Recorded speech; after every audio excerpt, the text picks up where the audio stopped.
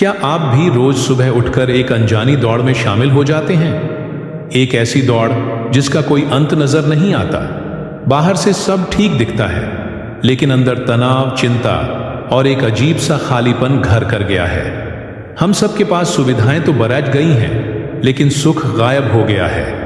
अगर आप भी इस आधुनिक चक्रव्यूह में फंसे हुए महसूस करते हैं तो ठहरिए, आज आपको इससे निकलने का रास्ता मिलने वाला है। जय श्री कृष्ण।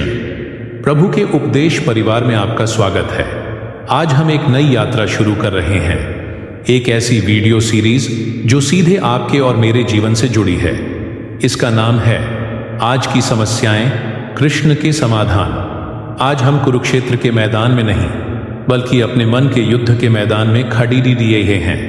हमारी समस्याएं, करियर का प्रेशर, रिश्तों का तनाव, भविष्य का डर हमें नई लग सकती है, लेकिन यकीन मानिए, इनका सटीक समाधान 4000 साल पहले ही योगेश्वर श्री कृष्ण ने दे दिया था। आज के पहले एपिसोड में हम अपनी सबसे बड़ी समस्या, मानसिक अशांति की जड़ों को खोदेंगे और कृष्ण की रोशनी में उसका हल ढूंढेंगे।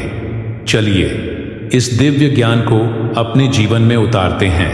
आज का इंसान बाहर से शांत और सफल दिख सकता है, पर उसके भीतर एक ज्वालामुखी धधक रहा है। हम हर पल कुछ खोने के डर या कुछ न पा सकने के दुख में जीते हैं। यह जो निरंतर मन में विचारों का शोर है, यही हमारे सारे दुखों की जड़ है। अर्जुन की तरह हम भी जीवन के बीचों बीच खड़े होकर विषाद में हैं, हाथ पैर फूल गए हैं। फर्क बस इतना है कि अर्जुन के सामने कृष्ण साक्षात खड्डे थे, और हमने अपने कृष्ण को अपने ही अहंकार और अज्ञानता के शोर में कहीं दबा दिया है। हमारी अशांति का सबसे बड़ा कारण हमारी कभी न खत्म होने वाली इच्छाएं हैं। एक मिलती है तो 10 नई खद्दी हो जाती हैं। हम सोचते हैं कि बस यह मिल जाए तो शांति मिल जाएगी, पर वह शांति कभी नहीं आती। श्री कृष्ण गीता में कहते हैं कि इच्छाओं का यह वेग ही मनुष्य का सबसे बड़ा शत्रु है। यह अग्नि के समान है जो कभी तृप्त नहीं होती। हम इन इच्छाओं के गुलाम बन गए हैं, और जो गुलाम है वह शांत कैसे रह सकता है? जब तक हम इस दौध को नहीं समझेंगे, हम दौधते ही रहेंगे। आज के डिजिटल युग ने एक नई बीमारी को जन्म दिया है, तुलना करना। सोशल मीडिया पर दूसरों की परफेक्ट और एडिटेड लाइफ देखकर हम अपनी असल जिंदगी को कोसने लगते हैं। उसके पास वह है, मेरे पास क्यों नहीं? यह सोच हमें ईर्ष्या और हीनता से भर देती है। कृष्ण कहते हैं, दूसरे के धर्म की नकल करने से बेहतर है अपने धर्म में मर जाना। आप अद्वितीय हैं, आपकी यात्रा अलग है। अपनी तुलना किसी से करना ईश्वर की उस रचना का अपमान है जो आप खुद हैं। हमारी आधी ऊर्जा क्या होगा सोचने में ही बर्बाद हो जाती है। भविष्य का डर हमें वर्तमान का आनंद नहीं लेने देता। हम उन समस्याओं के बारे में सोच सोच कर घबराते हैं जो शायद कभी आएंगी ही नहीं। श्री कृष्ण अर्जुन को बार बार वर्तमान में लौटने के लिए कहते हैं। वे पूछते हैं, तुम व्यर्थ चिंता क्यों करते हो? तुम क्या लेकर आए थे जो खोने का डर है? भविष्य तुम्हारे हाथ में नहीं है, लेकिन आज का कर्म तुम्हारे हाथ में है। जो आज को संभाल लेगा, उसका कल अपने आप संवर जाएगा। हम कोई भी काम शुरू करने से पहले ही उसके परिणाम का हिसाब लगाने लगते हैं। अगर मैं फेल हो गया तो लोग क्या कहेंगे? यह सोच हमें कर्म करने से रोकती है या तनाव से भर देती है। गीता का सबसे क्रांतिकारी विचार यही है, कर्मण्येवाधिकारस्ते मा फलेषु कदाचन।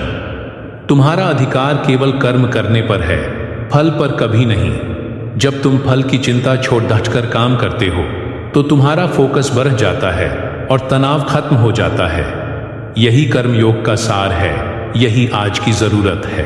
मैं कर रहा हूं, यह मेरी सफलता है। मेरा अपमान हुआ, यह मैं और मेरा ही हमारे सारे संघर्षों की जड़गांठ है। हमें लगता है कि दुनिया का सारा बोझ हमारे कंधों पर है। यह अहंकार हमें झुकने नहीं देता, माफ करने नहीं देता और सीखने नहीं देता। श्री कृष्ण कहते हैं कि जो व्यक्ति अहंकार से मोहित है वह खुद को कर्ता मानता है, जबकि सब कुछ प्रकृति के गुणों द्वारा हो रहा है। जिस दिन आप यह मान लेंगे कि आप केवल एक माध्यम, इंस्ट्रूमेंट हैं। उस दिन आप हल्के हो जाएंगे। आज हम अपनी इंद्रियों के गुलाम हैं। आंखें अच्छा देखना चाहती हैं, जीभ अच्छा स्वाद चाहती है, मन मनोरंजन चाहता है। हम क्षणिक सुखों के पीछे भाग रहे हैं जो अंततः दुख में बदल जाते हैं। कृष्ण चेतावनी देते हैं कि जैसे नाव को हवा हर लेती है, वैसे ही भटकती हुई इंद्रियों में से जिस एक के पीछे मन लग जाता है वह उसकी बुद्धि को हर लेती है। हमें अपनी इंद्रियों का स्वामी बनना होगा, दास नहीं। जो खुद पर नियंत्रण नहीं रख सकता वह दुनिया को क्या नियंत्रित करेगा। छोटी छोटी बातों पर झुंझलाहट और गुस्सा आज आम बात हो गई है।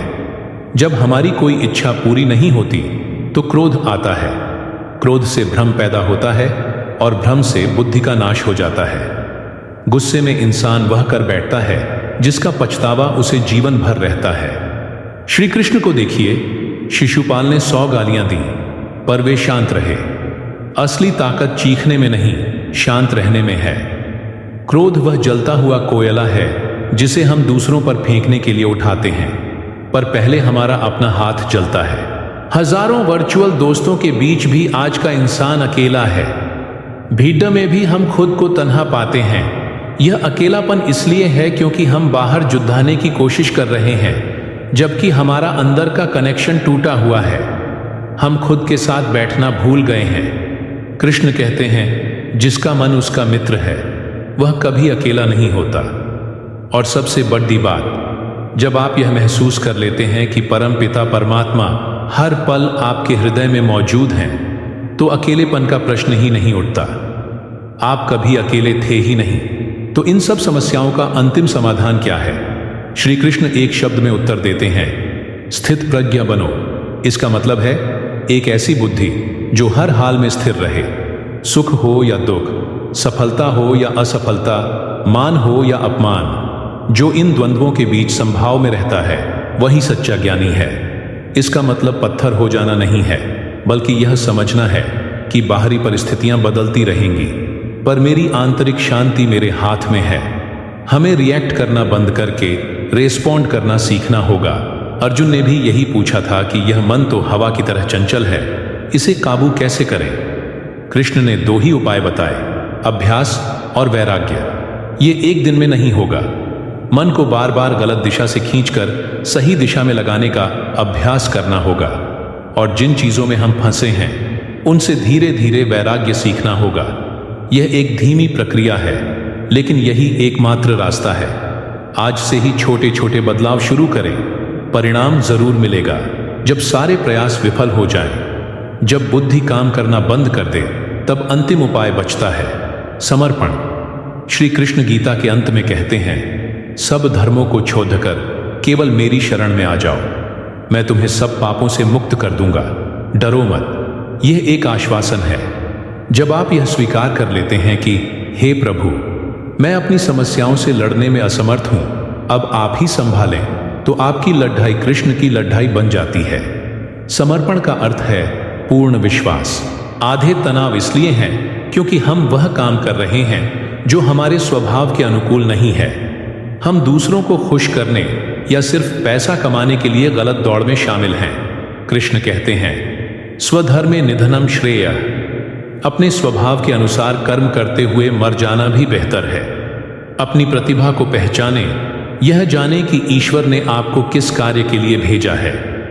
जब आप अपना स्वधर्म निभाते हैं तो काम बोझ नहीं लगता, बल्कि पूजा बन जाता है और जीवन में एक सहज प्रवाह आ जाता है। हमारा सारा दुख इस गलत फहमी से है कि हम यह शरीर हैं, इसलिए हम शरीर के सुख दुख, बीमारी और मौत से डरते हैं। कृष्ण का सबसे पहला उपदेश यही था, तुम शरीर नहीं, अजर अमर आत्मा हो, जिसे शस्त्र काट नहीं सकते, आग जला नहीं सकती। जब आप इस सत्य को गहराई से समझ लेते हैं तो जीवन के छोटे मोटे दुख आपको विचलित नहीं कर पाते। आप एक अभिनेता की तरह अपना रोल निभाते हैं, यह जानते हुए कि यह नाटक है, सच नहीं। यह ज्ञान ही परम शक्ति है। हम या तो अतीत के पछतावे में जीते हैं या भविष्य की चिंता में। जीवन केवल वर्तमान में है। श्री कृष्ण हमेशा अब में जीने की सीख देते हैं। जब आप कुरुक्षेत्र के युद्ध के बीच भी गीता का ज्ञान दे सकते हैं तो इसका मतलब है कि आप पूरी तरह वर्तमान में स्थित हैं। जो काम अभी आपके सामने है उसे पूरे ध्यान और लगन से करें। न पिछले कल का बोझ उठाएं, न अगले कल का। आज का दिन ही आपका जीवन है, इसे व्यर्थ न जाने दें। स्वार्थ ही अशांति का जनक है। मेरे लिए क्या, यह सोच हमें संकुचित करती है। जब हम अपनी सोच को मैं दूसरों के लिए क्या कर सकता हूं में बदल देते हैं तो जीवन का अर्थ बदल जाता है। कृष्ण कहते हैं, यज्ञ निस्वार्थ कर्म के बिना यह जीवन बंधन है। जब आप निस्वार्थ भाव से किसी की मदद करते हैं तो आपको जो खुशी मिलती है वह किसी भी भौतिक वस्तु से बड़ी होती है। सेवा भाव हमारे अहंकार को गला देता है और हमें विराट से जोड़ता है। तर्क और बुद्धि की एक सीमा है, जहां बुद्धि हार जाती है वहां श्रद्धा काम आती है। आज हम हर चीज पर शक करते हैं, यहां तक कि ईश्वर पर भी। कृष्ण कहते हैं, संशय आत्मा का विनाश कर देता है, जबकि श्रद्धावान व्यक्ति ही ज्ञान प्राप्त करता है।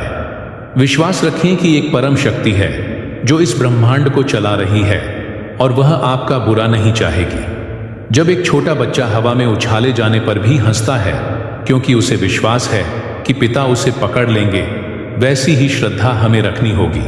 दिन भर के शोर शराबे के बाद क्या आप खुद को कुछ पल का मौन देते हैं?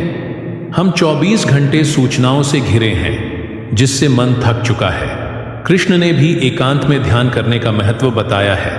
दिन में कम से कम 10 से 15 मिनट सब कुछ बंद करके सिर्फ अपने साथ बैठें, अपनी सांसों को देखें या प्रभु का नाम लें। यह मौन आपके मन को रिचार्ज करेगा और आपको वह स्पष्टता देगा जो शोर में खो गई थी।